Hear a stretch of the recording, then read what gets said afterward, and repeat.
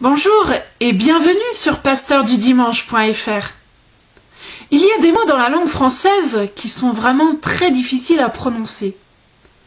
Et alors que le Festival de Cannes vient d'ouvrir ses portes et qu'il réfléchit à la distribution des prix, permettez-moi de vous dévoiler dès aujourd'hui en exclusivité les 3 mots nominés dans la catégorie des mots les plus durs à dire. Tout d'abord, nous aurons le mot phénylalanine. Heureusement, il ne fait pas partie de notre vocabulaire quotidien, sauf si vous vous intéressez à la composition du chewing-gum. En deuxième position, nous aurons le mot désoxyribonucléique qui peut très bien se remplacer par ADN, ce qui, vous l'avouerez, est quand même plus simple.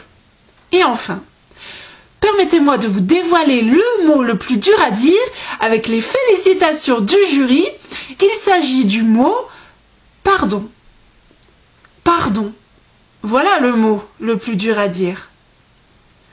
Dans l'évangile selon Matthieu, au chapitre 18, Pierre demande à Jésus : « Quand mon frère m'a fait du mal, combien de fois devrais-je lui pardonner ?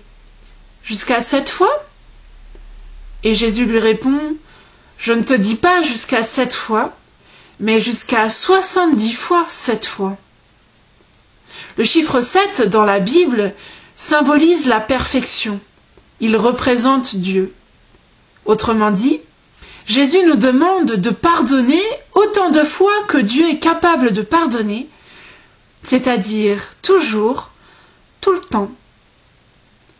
Peut-être que tu as vécu des demandes de pardon refusées. Peut-être que tu as vécu des demandes de pardon non formulées. Peut-être que tu as vécu des blessures tellement profondes qu'une parole de regret n'est pas arrivée à t'apaiser. Peut-être qu'il y a aussi des pardons que tu te refuses à toi-même. Moi, je crois que Dieu, en Jésus-Christ, a effacé, pris sur lui, toutes les erreurs commises, pour que chaque personne qui lui demande tout simplement pardon soit libérée du poids et de la souffrance des erreurs passées, pour une vie renouvelée. Demander pardon à quelqu'un, ou pardonner à quelqu'un comme nous l'avons été par Dieu, ne permet pas l'oubli, mais délivre d'un grand poids. Stoppe l'esprit de vengeance et ouvre un nouveau chemin.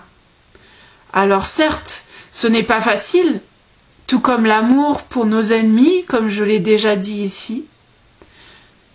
Je ne peux que t'encourager à essayer de le mettre en pratique. Tu te sentiras plus libre. En pardonnant, choisis la vie.